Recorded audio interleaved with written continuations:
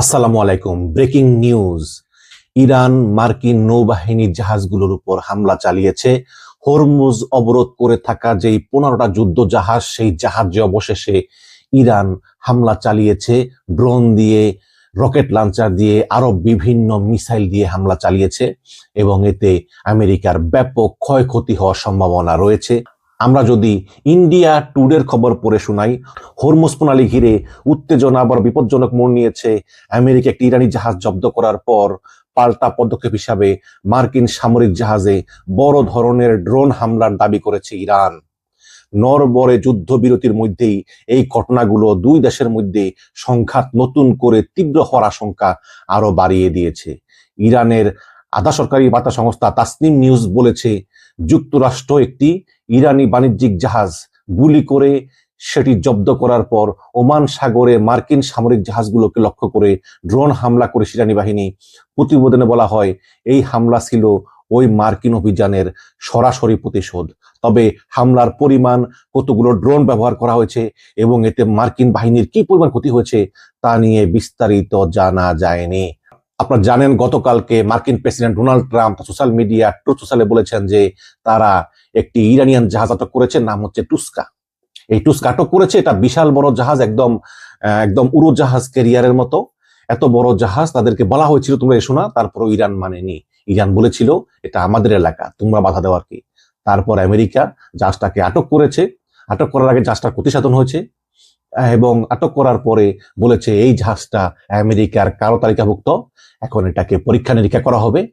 এবং উল্লেখ্য যে জাহাজটা চীন থেকে অনেক মালামাল সামগ্রী নিয়ে আসছিল ইরানের দিকে, কিন্তু তারা মার্কিন নিষেধ মানেনি। এখন এই ঘটনায় ইরান সম্পূর্ণ রেগে আগুন। তারা বলতেছে যে এটা আমাদের টেরিটরি, এখানে তোমরা বাধা দিয়েছো, মানে তোমরা আমাদের সার্বভৌমত্বের প্রতি হুমকি এবং তোমরা যুদ্ধবিরতির চুক্তি লঙ্ঘন করেছো, কাজেই তোমাদের সঙ্গে কোনো আলোচনা নয়। এবং এর মাঝে খবর এলো, ইরান মার্কিন যুদ্ধ জাহাজ লক্ষ্য করে ব্যাপক ড্রোন হামলা এবং রকেট হামলা চালিয়েছে এবং উত্তেজনা নতুন দিকে মোড় নিল। ওদিকে ডোনাল্ড ট্রাম্প গতকাল কি বলেছেন যে যদি চুক্তি না হয়, I destroy their every power plant, I destroy their every bridge, এরকম করে বলেছেন যে ইরানকে প্রস্তর যুগে নিয়ে যাবেন। এবং সেই সকল হুমকি এখনো পর্যন্ত ট্রাম্প দিয়েই যাচ্ছেন। এবং ট্রাম্প বলতেছেন they have no navy, they have no army, they have no air defence system, they have no nothing, all of their senior politician they died, they killed. সুতরাং এখানে আসলে ইরানের কিছুই করার নেই। কিন্তু বাস্তবিক দিক দিয়ে মনে হচ্ছে যে আসলে ইরানি যুদ্ধের কন্ডিশনগুলো ঠিক করে দিচ্ছে যে আমরা এই হলে বসবো, হলে বসবো। এবং সবচেয়ে বড় কথা, দুইটা বিষয়, একটা হচ্ছে যে ইরান পারমাণবিক অস্ত্রের আকাঙ্ক্ষা ত্যাগ করবে না, যেটা বর্তমানে সবচেয়ে প্রভাবশালী যারা আছে, বিশেষ করে ইরানের প্রেসিডেন্ট মাসুদ পেজেশকিয়ান, তিনি বলেছেন যে পারমাণবিক অস্ত্র আমাদের সার্বভৌম অধিকার। এবং আইআরজিসির স্পোক্স পারসন, আপনারা কিন্তু আইআরজিসি দেখবেন না, ইসলামিক রেভলিউশনারি গার্ড ক্রপস, তার সামনে আসে না। তাদের মুখপাত্র ইব্রাহিম আল ফকর, তিনি নিজেও টুইটারে বলেছেন যে পারমাণবিক অস্ত্র আমাদের সার্বভৌম অধিকার এবং এটা আমরা তৈরি করবই, এই ব্যাপারে কোনো আপোষ নাই। এবং এবং হরমুজের উপর যে নিয়ন্ত্রণ, হরমুজ দিয়ে যেই জাহাজ যাবে আমাদেরকে টাকা দিতেই হবে, এর কোনো বিকল্প নাই। এবং এগুলো যদি যুদ্ধের মাধ্যমে আদায় করতে হয়, আদায় করব, এর বাইরে বিকল্প নাই। এবং এর ভিতরে ট্রাম্প বলতেছে যে দ্বিতীয় দফা আলোচনা, প্রথমবার বলছে JD Vance, vice president JD Vance তিনি যাবেন না, যাবেন স্টিভ হুইটকফ এবং জ্যারেড কুশনার। কিন্তু পরবর্তী আবার বলছে না, জেডি ভ্যান্স যেতে পারেন। প্রথমে বলছিল যে নিরাপত্তার কারণে জেডি ভ্যান্সকে পাঠাবেন না, কিন্তু পাকিস্তানে এত নিরাপত্তা সংকট তো জানা ছিল না। এখন নতুন করে আবার পাকিস্তানের যে আশাকাঙ্ক্ষা যে দুইটা দেশ নিয়ে চুক্তি করাবে, এটা নিয়ে একটা সন্দেহ দেখা দিয়েছে যে আসলে পাকিস্তান খেলছে কার পক্ষে। পাকিস্তান নিরপেক্ষ, কিন্তু আমাদের বেগম জিয়া বলেছিলেন না যে পাগল ছাড়া নিরপেক্ষ না, আসলে কি তাই? পাকিস্তান আসলে খেলছে কার পক্ষে? পাকিস্তান কি আসলে ইরানের বন্ধু? মনে করেন আপনি এখন পাকিস্তানকে বলেন যে পাকিস্তান, তুমি ইরান বা আমেরিকা দুইটা দেশের একটা দেশ বেছে নাও, পাকিস্তান কাকে বেছে নিবে? ইরানকে? মুসলিম রাষ্ট্র বলে প্রশ্নই আসে না। পাকিস্তান বেছে নিবে আমেরিকাকে, কারণ তার সঙ্গে চললে তার লাভ আছে, আরো বিভিন্ন ভূরাজনৈতিক সুবিধা আছে, তাই না? তো এই যখন অবস্থা, এর ভিতরে খবর হলো যে পাকিস্তানে মার্কিন সামরিক বিমান নামতেছে। কেন সামরিক বিমান নামতেছে? আমরা জানি যে গত 1-1.5 মাস ধরে ইউরোপ এবং আমেরিকার বিভিন্ন মার্কিন ঘাঁটি থেকে প্রচুর যুদ্ধ মধ্যপ্রাচ্যে এবং ইসরায়েলে গিয়ে নেমেছে। গত 24 ঘন্টা যদি আমরা ফ্লাইট রাডার দেখি, তাহলে প্রায় 75টি flight, C-10, C-15, C-13, Apache helicopter, তারপরে প্রচুর অস্ত্রশস্ত্র, ড্রোন, টামাহাক ক্রুজ মিসাইল, স্থল বাহিনী প্রচুর আমেরিকা পাঠিয়েছে মধ্যপ্রাচ্যে। উদ্দেশ্য কি? এই যে কোটি কোটি টাকা খরচ করে সৈন্যদেরকে পাঠানো হচ্ছে একদম গত 1.5 মাস ধরে, কেন পাঠানো হচ্ছে? উদ্দেশ্য তো একটা কিছুই আছে, তাই না? এবং এর ভিতরে খবর যে পাকিস্তানও নামতেছে মার্কিন সামরিক, এবং এটা কিন্তু নতুন না।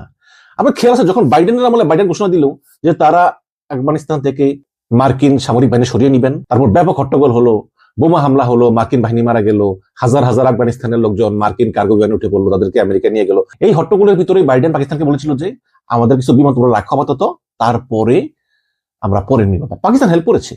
সেই থেকেই যে রিলেশন। এখন যদি ট্রাম্প পাকিস্তানকে বলে যে আমাদের কিছু সামরিক বিমান তোমরা রাখো, কারণ পাকিস্তানে যদি সামরিক বিমান রাখে আমেরিকা, তাহলে এটা কিন্তু ইরানের আরেক দিক দিয়ে হামলা করতে খুব সহজ হয়। হ্যাঁ, পাকিস্তান আর ইরান তো প্রতিবেশী দেশ, তাই না? এটা কি হতে পারে? আমি যদি খবরটা পড়ে শোনাই, যুক্তরাষ্ট্র এবং ইরানের মধ্যে দ্বিতীয় দফার সম্ভাব্য আলোচনার জন্য পাকিস্তান ইতিমধ্যেই প্রস্তুতি গ্রহণ চলছে। পাকিস্তানের রাজধানী ইসলামাবাদ কার্যত লকডাউনের মধ্যে রয়েছে। রেড জোন সহ কয়েকটি এলাকায় সড়ক বন্ধ রাখা হয়েছে। জানা গেছে গত 24 ঘন্টায় একাধিক মার্কিন C-17 গ্লোববাস্টার উড়োজাহাজ ইসলামাবাদে অবতরণ করেছে। C-17 অনেক বড় বিমান। এই C-17 গ্লোববাস্টার বিমান খুব অত্যাধুনিক। একাধিক বিমান পাকিস্তানে অবতরণ করেছে। কেন অবতরণ করেছে এবং এটার ভিতরে কারা ছিল? নিশ্চয় এটার ভিতরে জেডি ভ্যান্স ছিল না, স্টিভ উডকপ ছিল না, জ্যারেড কুশনার ছিল না, মানে আলোচকরা ছিল না। কিন্তু এগুলোর নামার উদ্দেশ্য কি? উদ্দেশ্য কি হচ্ছে যে এই যে আলোচনাটা হবে, এটা জেডি ভ্যান্সদেরকে নিরাপত্তা দেওয়া। আর যদি তাই হয়, তাহলে প্রথম আলোচনার সময় তো এরা ছিল না। এখন দ্বিতীয় আলোচনার সময় কেন এই একাধিক C-17 গ্লোববাস্টার উড়োজাহাজ তারা ইসলামাবাদে নামলো?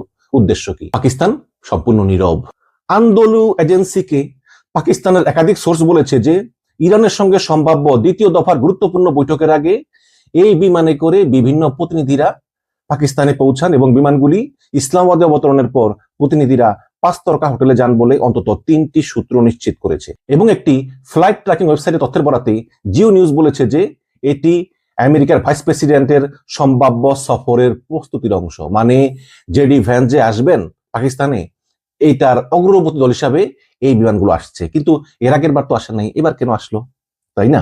এখানে বড় আকারের মার্কিন বিমান বাহিনীর C-17 গ্লোববাস্টার 111 বিমানগুলো সরঞ্জাম বহন করে পাকিস্তানের নূর খান সামরিক বিমান ঘাঁটিতে অবতরণ করেছে। ফ্লাইট ডাটা অনুযায়ী 19 এপ্রিল 3টি বিমান ভিন্ন ভিন্ন সময়ে পৌঁছায়।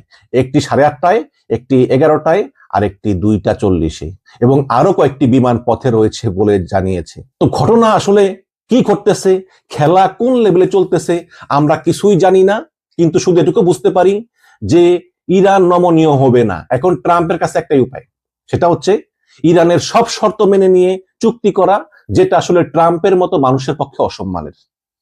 এতে ট্রাম্প পরাজিত হয়েছে এটা সহজে বোঝা যাবে, এবং ট্রাম্প এটা মানতে রাজি না। সুতরাং একটা যুদ্ধ অবশ্যই হবে, এবং এই যে দ্বিতীয় দফা আলোচনা, এটাও ব্যর্থ হবে বলে মোটামুটি আমি নিশ্চিত। যদি না ট্রাম্প প্রচুর পরিমাণে ছাড় দেয়, ছাড় না দিলে এটাও ব্যর্থ হবে। কিন্তু এরপরে যুদ্ধবিরতি আবার বাড়বে কিনা এটা নির্ভর করে আসলে তাদের যুদ্ধের প্রস্তুতি কিরকম। যদি আমেরিকা মনে করে তারা পুরোপুরি প্রস্তুত ইরানকে ধ্বংস করার জন্য, তাহলে আর যুদ্ধবিরতি বাড়বে না, আর না হলে হয়তো আরো 2 সপ্তাহ ট্রাম্প বাড়াবে। কারণ এই যুদ্ধবিরতি করাই হচ্ছে ব্যাপকভাবে যুদ্ধের প্রস্তুতি নেওয়ার জন্য, যেটা ইরানও নিচ্ছে, আমেরিকাও নিচ্ছে, এবং দেশটা ভয়ঙ্কর যুদ্ধের দিকে যাচ্ছে। মার্কিন রিটায়ার্ড কর্নেল ড্যানিয়েল ডেভিস বলেছেন, মার্কিন সেনাবাহিনীতে তার অনেক সোর্স আছে, এরকম অনেক সোর্স তাকে বলেছে যে ভয়াবহ যুদ্ধের প্রস্তুতি আমেরিকা নিচ্ছে এবং তাদের কার্যক্রম দেখে উঠে এসেছে। এবং মার্কিন যে সেনাবাহিনী আছে, বিভিন্ন কর্নেল, জেনারেল যারা ড্যানিয়েল ডেভিসের পরিচিত, তারা বলতেছে যে তাদের প্রতি নির্দেশনা আছে যে যুদ্ধের জন্য পুরোপুরি প্রস্তুতি গ্রহণ করার জন্য। সুতরাং ট্রাম্প একটা মরণ কামড় দিবে, এতে কোনো সন্দেহ নাই, এবং ইরানও প্রস্তুত। এবং বাংলাদেশ আসলে পড়েছে আরেক বিপদে। গত পরশুদিন মিডল ইস্ট আই নামে একটি ইংলিশ পত্রিকা কলাম প্রকাশিত হয়েছে। সেখানে লেখা হয়েছে যে এই যে হরমুজে বাংলাদেশের জাহাজ জয়যাত্রা আটকে আছে, এটা আসলে বাংলাদেশের দেউলিয়া পররাষ্ট্রনীতির বহিঃপ্রকাশ। যেমন দেখেন, আরে ভাই তোমরা বাংলাদেশ চুপ থাকতা, তাই না? দরকার ছিল না। বা কথা বললেও বলতা এরকম যে আমরা যুদ্ধ চাই না, শান্তি চাই, আমরা ইরান আমেরিকা উভয় পক্ষই আন্তর্জাতিক আইন মেনে চলার আহ্বান জানাই, বা শেষ। ইন্ডিয়া কিন্তু তাই বলেছে। খলিলুর রহমান করলো কি, সে উল্টা বিবৃতি দিল যে আমরা মধ্যপ্রাচ্যে ইরানের হামলার নিন্দা জানাই। ইরান বলল, আরে হামলা তো চালালো ওরা আগে, তারপর তো আমরা জবাব দিলাম। কিন্তু পুরোটা উল্টা, কারণ খলিল সাহেব আসলে আমেরিকার কাছে মাথা বিক্রি করে বসে আছে। দেখুন, খলিল সাহেবকে আমরা অনেক জ্ঞানী মনে করি না, এই পৃথিবীতে কিন্তু চালাক কেউই কম না। এক সময় মনে করতাম যে আব্দুল মোমেন খুব চালাক, শেখ হাসিনা বলতো আব্দুল মোমেন আজীবন আমেরিকায় বড় ডিপ্লোমেট ছিল। পরে কি করলো, আব্দুল মোমেনকে পররাষ্ট্রমন্ত্রী বানাইলো। সে বললো যে স্বামী স্ত্রীর সম্পর্ক, ভারতে গিয়ে বলেছে শেখ হাসিনাকে ক্ষমতা ঠিক রাখতে। এরকম বিভিন্ন বিতর্কিত বক্তব্যের কারণে তিনি বিতর্কিত হয়ে গিয়েছেন। সুতরাং বর্তমানে কিন্তু সবাই হিসাব নিকাশ বোঝে। খলিলুর রহমান যত চালাক হোক না কেন, সে যদি আমেরিকাকে ওই টাকা পয়সার লোভ না দেখায়, যে অর্থনৈতিক বিভিন্ন ডিলের লোভ না দেখায়, তাহলে কিন্তু আমেরিকা পড়বে না। সে আপনি যত চালাক হন না কেন, যত বড় ডিপ্লোমেট হন না কেন, আমেরিকা চায় পয়সা। খলিলুর রহমান এই ধরনের ডিল করেই কিন্তু আমেরিকার প্রিয় ভাজন হয়েছে। পাকিস্তানের আসিম মনি সেনাপ্রধান, সেও কিন্তু এই ধরনের ডিল করে পাকিস্তানের খনিজ সম্পদ আমেরিকার কাছে তুলে দিয়ে সে কিন্তু প্রিয় ভাজন হয়েছে, কারণ ট্রাম্প টাকা ছাড়া কিছু বোঝে না। এখন এই কারণে জাজাটকে আছে, হরমুজ পার হতে পারতেছে না। গতকালকে আন্তালিয়াতে, তুরস্কের আন্তালিয়াতে একটা মিটিং হয়েছে, সেখানে ইরানের উপপররাষ্ট্রমন্ত্রীর সঙ্গে কথা বলেছে খলিলুর রহমান। খলিলুর রহমান তখন তাকে বলেছে, অনুরোধ করছে, প্লিজ আমার জাহাজটা ছেড়ে দেন, জাহাজ ছেড়ে দেন। আর খলিলুর রহমান আবার বলতেছে তাকে যে আমরা যুদ্ধের নিন্দা জানাই, আমরা আসলে উপপক্ষ কি বলি যে যুদ্ধ কোনো সমাধান না, আপনারা আলোচনা করুন, আলোচনার মাধ্যমে একটা সমাধানের চেষ্টা করুন, এটাই হচ্ছে সর্বোত্তম পন্থা। এই কথা তো আগে বললেই হতো। এখন বলতেছেন যে যুদ্ধ না শান্তি চাই, উভয় পক্ষকেই আমরা যুদ্ধ বন্ধ করে আলোচনার মাধ্যমে সমাধানের করা আহ্বান জানাই। এটা তো আগে বললেই পারতেন, আগে কেন বললেন যে ইরানের নিন্দা জানাই? এটা বলেই তো আপনারা সমস্যাটা বাঁধিয়েছেন, এবং এটাই তো দেউলিয়াত্বের বহিঃপ্রকাশ। এজন্যই বলতেছি যে ওই যে খলিলুর রহমানকে একদম বানাইছে পররাষ্ট্রমন্ত্রী হিসাবে। তারেক রহমান তো দুর্বল প্রধানমন্ত্রী, তাকে হয়তো আমেরিকা বলছে বানাও, সে আর না করতে পারে নাই। এবং এটা হচ্ছে আবার তারেক রহমানের একটা দেউলিয়াত্ব, যে যে লোক গতকালকে উপদেষ্টা ছিল তাকে আবার এই সরকারের পররাষ্ট্রমন্ত্রী বানানো। যাই হোক, এগুলো আর বলে লাভ নেই। আমি অন্তত এই ইরান এবং আমেরিকার যে আলোচনা, সে আলোচনার কোনো সম্ভাবনা দেখতে পাইতেছি না। সমাধান তো হবেই না, হয়তো এই যুদ্ধবিরতির মেয়াদ আরো বাড়তে পারে, অথবা একটা ভয়ঙ্কর যুদ্ধের দিকে ইরান এবং আমেরিকা এগিয়ে চলেছে। এবং সেই যুদ্ধে বিশেষজ্ঞরা বলতেছেন যে আমেরিকার পরাজয় নিশ্চিত। আমেরিকা যদি চুক্তির মাধ্যমেও সরে দাঁড়ায়, তাও পরাজয় নিশ্চিত। যদি আমেরিকা যুদ্ধে নামে, তাও আমেরিকার পরাজয় নিশ্চিত। ট্রাম্পের আসলে এই যুদ্ধ থেকে মান সম্মান সহকারে ফিরে যাওয়ার কোনো উপায় নেই।